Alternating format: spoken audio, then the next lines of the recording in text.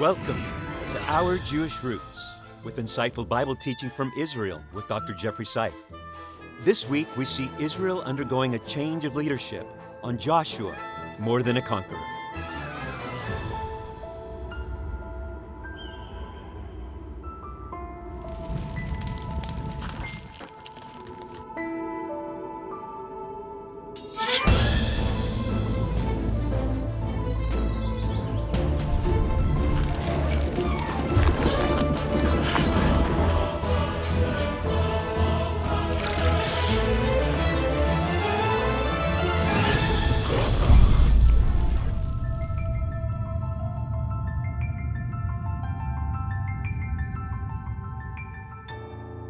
Welcome to Our Jewish Roots. I'm David Hart. I'm Kirsten Hart. I am Jeffrey Seif, and we are in for something important. Leadership. It's a biggie in today's world. It was big in yesterday's world as well, yes? It is, and it's so important to know that we're not the only ones sometimes that have to step into someone else's shoes. There was a lot on Joshua's shoulders. Will he live up to what Moses did? That's right. We're going to hear more about that story from Dr. Seif on location in Israel.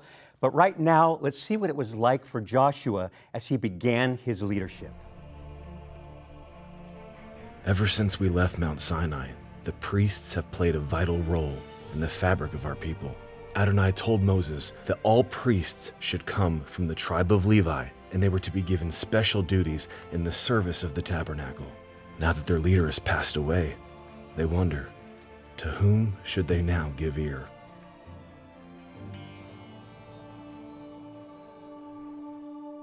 So, now that Moses is no more, Adonai speaks to you directly. Yes. And how do you know the voice that you hear is that of Adonai?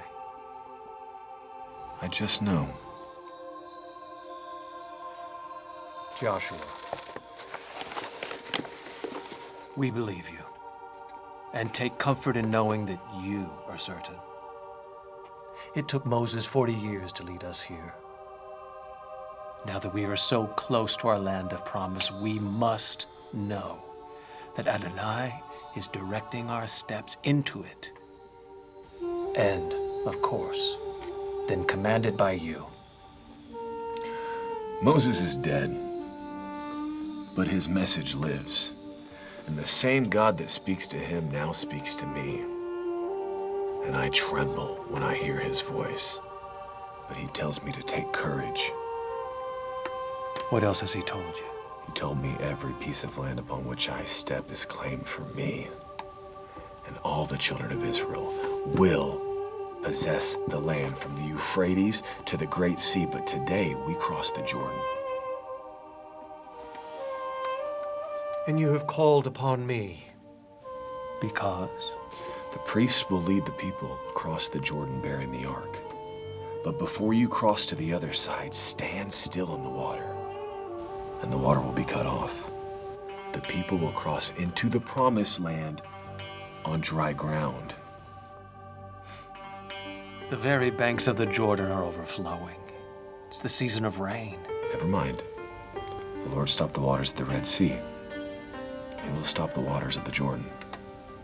But that was 40 years ago. Stand still. Let him do it again.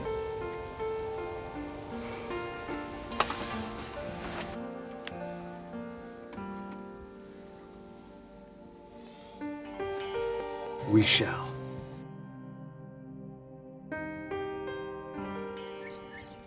This is the Jordan River. Perhaps it's not the portion of the river in the north that many pilgrims have visited, but it's actually the area closer to Jericho, where it's believed the children of Israel crossed over into the promised land back under Joshua's direction. Its waters are muddy now, as they must have been 3,400 years ago, even overflowing the banks of the river in the rainy season. It's called the Yarden, the Jordan. I'm referencing this body of water right here.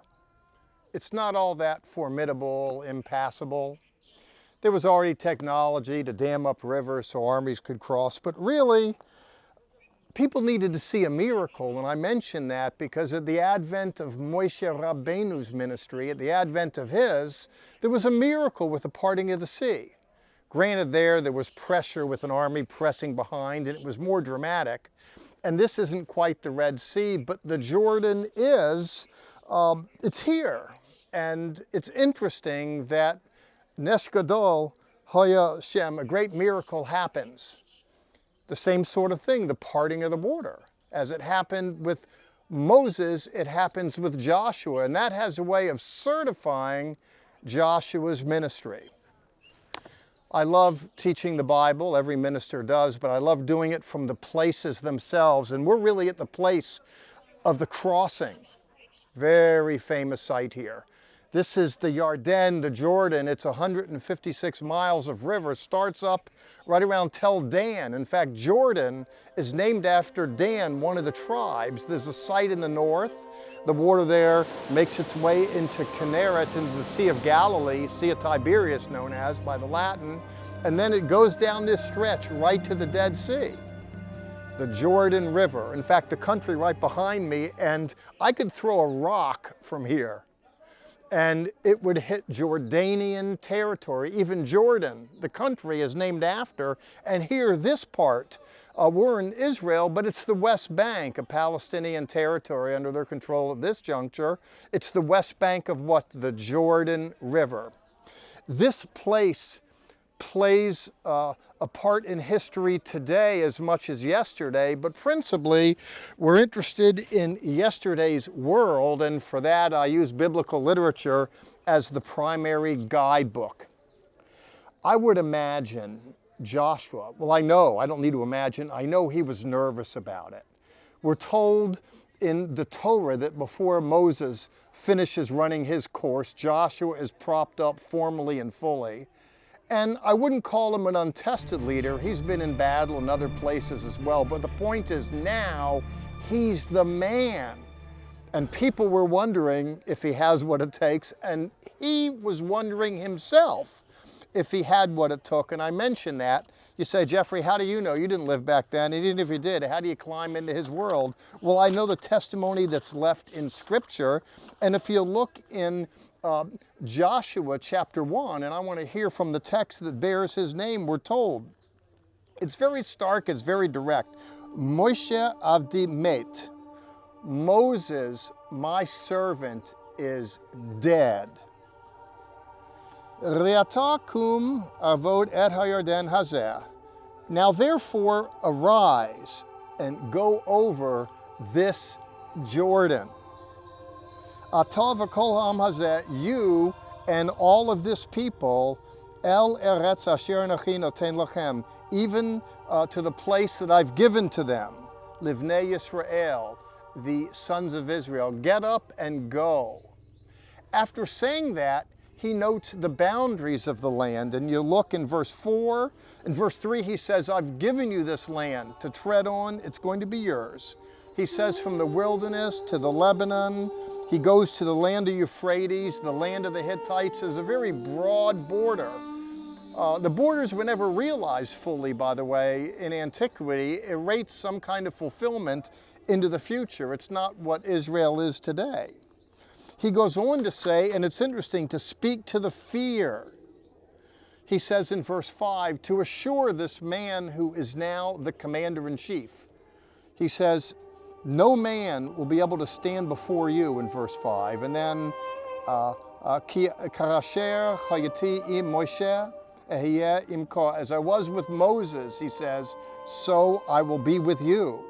I will not fail you or forsake you. And it's interesting, he closes up. In verse 6, he says, chazak, that is, be strong. And then he closes in verse 7, the point, it's not the end of the chapter by any stretch. Rak chazek, ve'ermatz me'od, be strong and very courageous.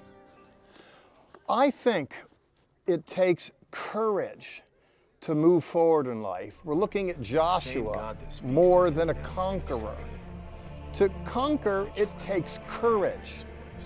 And I've said before in other contexts, if the devil has a favorite tool in his toolbox, I think it's discouragement, that is to suck courage out. By way of contradistinction, biblical literature encourages, that is to say, infuses with courage, because it takes that in order to move forward in life. And I believe personally that it's Yeshua, it's Jesus, who gives us a kind of courage to face the future. It seems to me personally that too many people live in the past.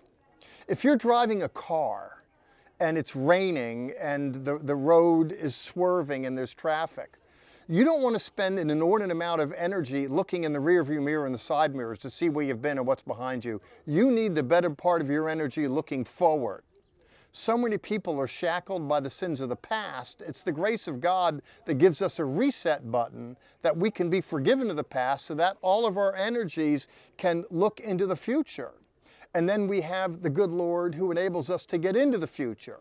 We'll run into the angel of the Lord, a character who presents a little bit in the text to Joshua, who tends to fret. And the angel of the Lord says, you know, I'm here, the captain of the Lord of hosts, I'm going to be with you.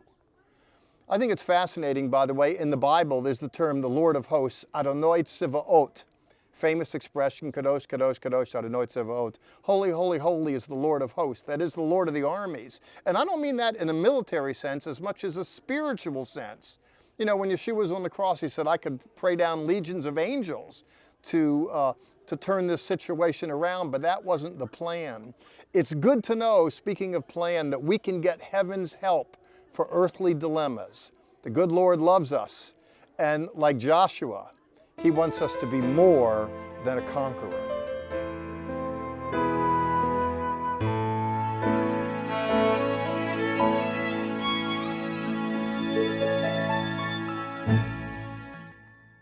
Our resource this week, the Hebrew Names of God cards. This collection includes 12 vibrant, high-quality art cards, each with Old and New Testament connections on the back, with scripture and beautifully written devotionals. These art cards can be used for personal reflection, group discussion, or as a beautiful gift for your friend or pastor. For this resource and more, call 1-800-WONDERS or visit us at loveit.com. For many, a trip to the Holy Land is the dream of a lifetime. The Bible truly comes alive as you see the sites where so many biblical events happened. Come on a Zola tour in the spring to see Israel and Petra, or in the fall to add a cruise to Greece and Ephesus. See the land of the Bible for yourself. Contact us to reserve your dream of a lifetime. One of the places we take our pilgrims on our tour is the Jordan River. It's a little different place than where Dr. Seif is teaching, but one of our favorite spots is watching our pilgrims on our tour being baptized. People have asked us on tour when we stop there, I've been baptized before. Is it okay to do it again? And our response to them is yes. It's kind of like rededicating your life to Him. That's what I think when we are baptized again in the Jordan River. Right, and it's a once-in-a-lifetime opportunity, and we would love for you to go along with us 2 times a year, in the fall and in the spring. Look at our website for information, and we just want to say a quick thank you to those that have partnered along with us in this ministry to take the good news all across the world. Dr. Seif is teaching at location right now at the Jordan River. Let's go there. In Joshua chapter 3, verse 1, we're told that Joshua came to the Jordan early in the morning. It's time for the crossing, and he went after it. There's a Talmudic saying that the righteous get after it early. That is to say, they just get on the move. They don't linger, they don't meander, they just get right to it at the break of day. And there's a good point in all of that. Even the word immediately is used 42 times in the Gospel of Mark in the Greek to note that Jesus just got after it immediately. It's time to do God's work. Let's get on to it. You know, before our head starts spinning and the devil talks us out of it, you know, fear will do that. In any case, I know that Joshua had a certain fearful proclivity, and he had to put that behind him to get after it, and he gets up in the morning and he does it. He goes for it. The reason why I know that he had a fearful proclivity is because over and again he's encouraged, fear not, fear not, fear not. And if he's told that over and again, that means he had it. And there's a point there. If Joshua can be fearful and still be more than a conqueror, then even that fear resides within us isn't a deal killer for us being more than a conqueror. We just have to listen to the faith, not to the feelings. And here, as noted, Joshua does just that. I love a passage in chapter 3, verse 5, where Joshua says to the people, "Sanctify yourselves." He says to do that, "For tomorrow the Lord will do wonders among you." The word in the Hebrew, kadosh, to make yourself holy, to set yourself apart in order to see God do something through you, something to you, for you, and through you. Today, churches, I get it, we want to have different programs to attract more and more people, but people really need to experience God at work in their life, a saving hand from heaven, and for that, there is sanctify here, he says, and then he goes on to say in verse 7, inasmuch as he said sanctify before, then he says, "This day will I begin to magnify you in the sight of all Israel." Actually, it's the Lord talking to Joshua. Joshua was ordained, but there needed to be something miraculous, heaven's help, in order for him to be elevated.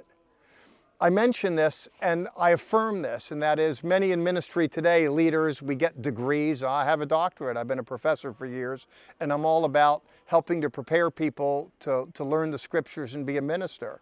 But more than academic pedigree, for someone really to be a leader, there has to be something of the divine, the hand of God on their life somehow. And that has to be manifest to others that they're going to be inclined to follow. And I mention that here because the crossing of the Jordan, they could have just built some kind of embankment downstream and closed it off and marched, but they needed to see that there was heaven's help on the other side of the river. I mentioned that if you look at those soldiers, the numbering of them is over 600,000, and the various cities that they went into in the city of Canaan, in the land of Canaan. The first city was Jericho. These walled cities, they were small towns. They weren't enormous metroplexes. An enormous army could overcome them, but inasmuch as you wanted to see some kind of miracle here at the Jordan, similarly, according to the text, when they made their way to the first city, and we'll get to this in another program, the walls came down. That is to say, there's a miracle. That is to say, there's the hand of God in the enterprise. To be sure, those men still had to do what men do.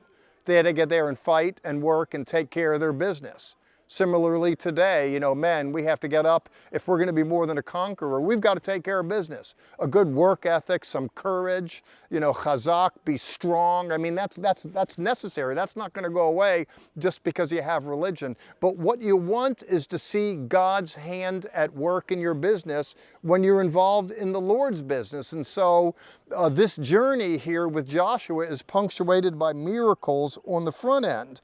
And then he goes on to say in verse 7, that as I was with Moses, I'll be with you. In other words, there was miracle with Moses at the parting. There's miracle here. Same God, but it's a brand new generation, and there's new work for the new generation. And what happens according to the text, the way this story plays out, the priests then bearing the Aron Kodesh, the Ark of the Covenant, they go down to the Jordan and they dip their feet in the river, and the river stops.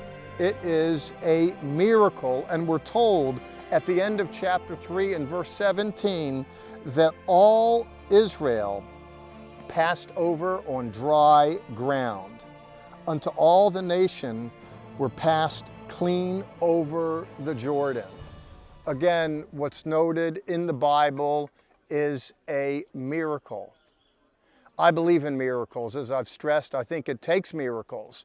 God does miracles to break forth his kingdom into the world, to show that it is the Lord of hosts who's the advanced person in the enterprise, that he's spreading his kingdom, that his kingdom may come, and that his will be done on earth as it is in heaven. People are interested in eschatology. When is the world going to all come under God's domain? And that'll happen in its own time. But we need to claim it in our own world right now. That is to say, within our respective spheres of influence.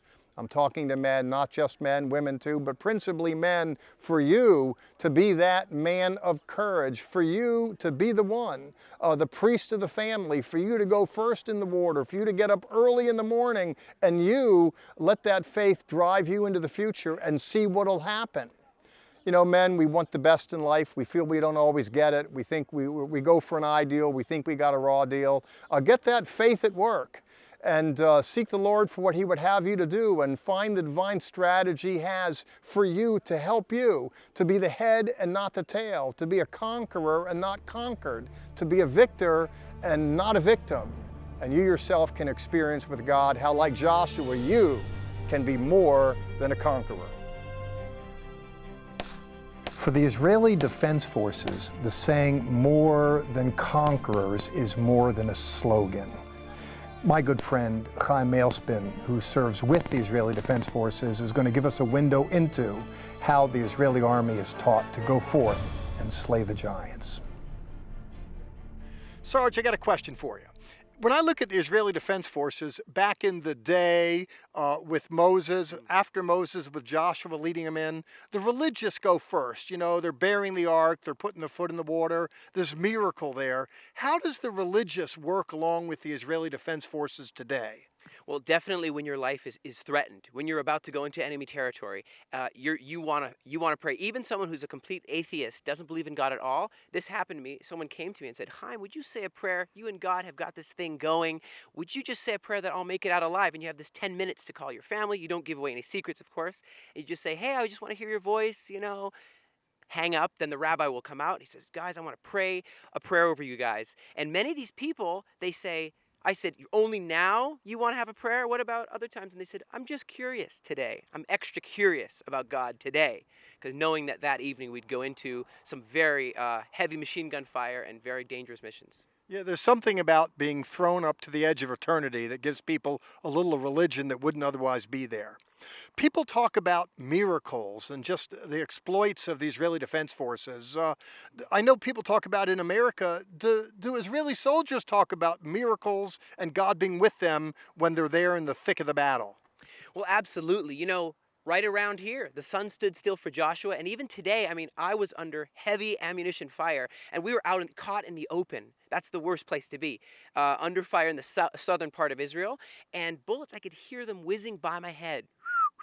And I thought, for sure I'm going to die. I ran and dove behind this thing. And later when I processed this and I returned fire and we secured the situation in the perimeter, set up a perimeter. But I asked myself, how did I survive? If a machine gun is firing at your entire company and none of us die, how is this possible? Well, you're a hero, and I guess God is with you. Thanks, Sarge. It's a pleasure.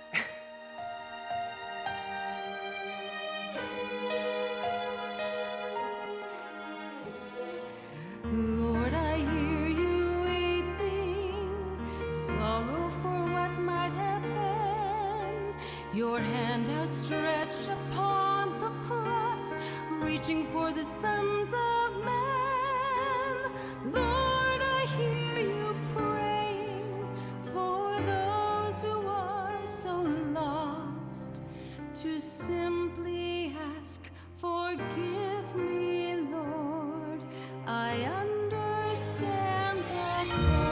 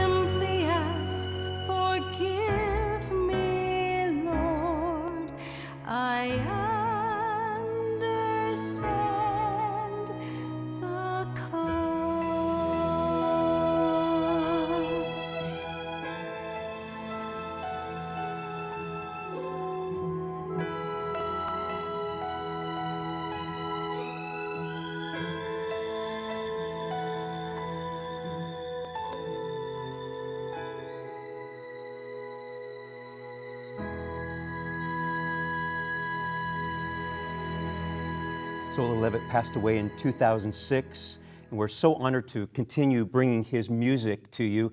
He really was a legend with music. Speaking of legends, we're talking about a legend today, aren't we? Oh, I thought you were pointing to me. I'm no legend. No. You also. Well, you you're also. kind, yes. But Joshua, yes, Yes. he left an indelible imprint, giving us insights into biblical leadership in a wicked world. He's a great example. I love how he stepped from an apprentice into the leadership role, and God was guiding him at the Jordan River. One of my favorite things is God kind of did a parallel miracle.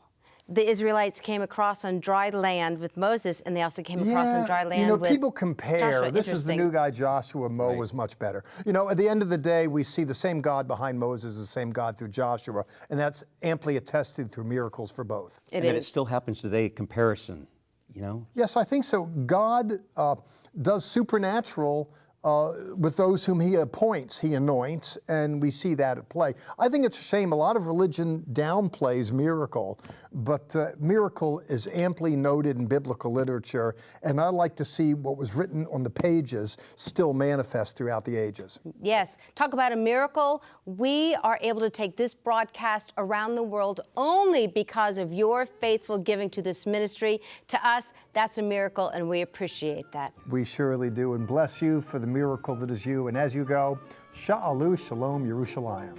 Pray for the peace of Jerusalem. Join us right now for additional content that is only available on our social media sites, Facebook, YouTube, and Twitter. Visit our website, levitt.com, for the current and past programs, the television schedule, tour information, and our free monthly newsletter, which is full of insightful articles and news commentary. View it online, or we can ship it directly to your mailbox every month. Also on our website is the online store. There, you can order this week's resource, or you can always give us a call at 1-800-WONDERS. Your donations to Our Jewish Roots help us to support these organizations as they bless Israel. Please remember we depend on tax-deductible donations from viewers like you.